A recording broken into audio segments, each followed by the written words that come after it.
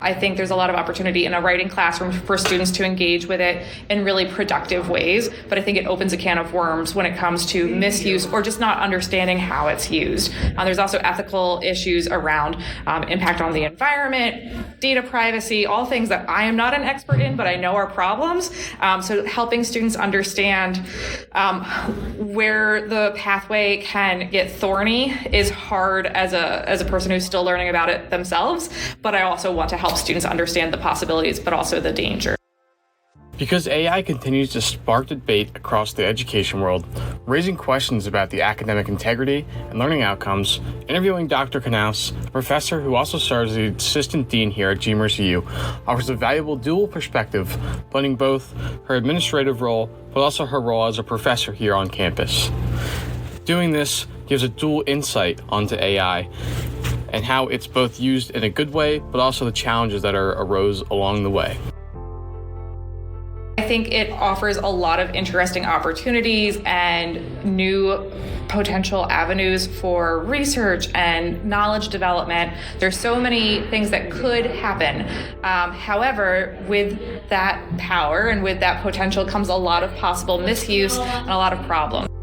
I think it's hard to say. I think on balance right now, it's a negative in that it created a lot of stress really quickly for students and faculty, and we're still dealing with that stress. And as a result of that, we've had to take away our focus and our energy from other projects. So right now, I think it's a negative, but from chaos and from stress and from pressure, we can eventually get somewhere that's positive and beneficial, but right now it's hard to navigate. As with any new emerging technology, AI brings a mix of promising advantages and its significant drawbacks. This means it's essential to examine both the pros and the cons.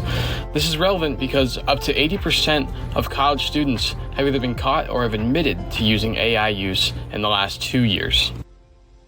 Yes, absolutely. We know that students, when they graduate, regardless of what field they go into, they will probably need to use some kind of AI, whether it's generative AI or other forms of it. And so understanding how to use it, but also how not to use it or the ethical implications, I think is hugely important.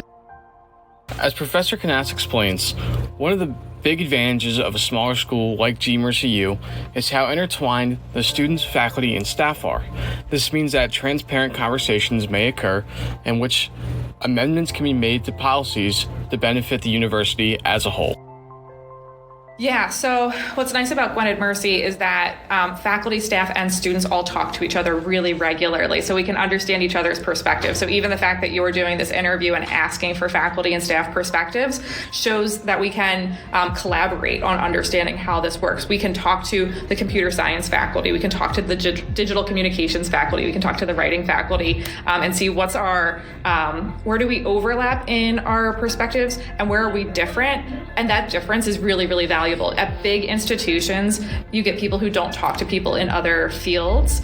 You just have the English people hanging out with each other. You just have the computer science people hanging out with each other. So you don't have that cross collaboration. So I think we can get a much more nuanced understanding of this because of our size. Now the other institutions have more resources so that they can have their own version of, a generative AI model or access to robo things. I don't know what those would be.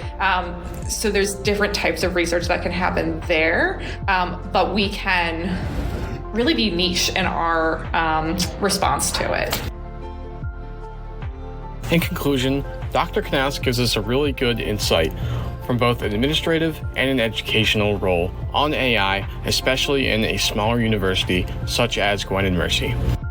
This may help us further understand the development of administrative policies regarding AI in colleges.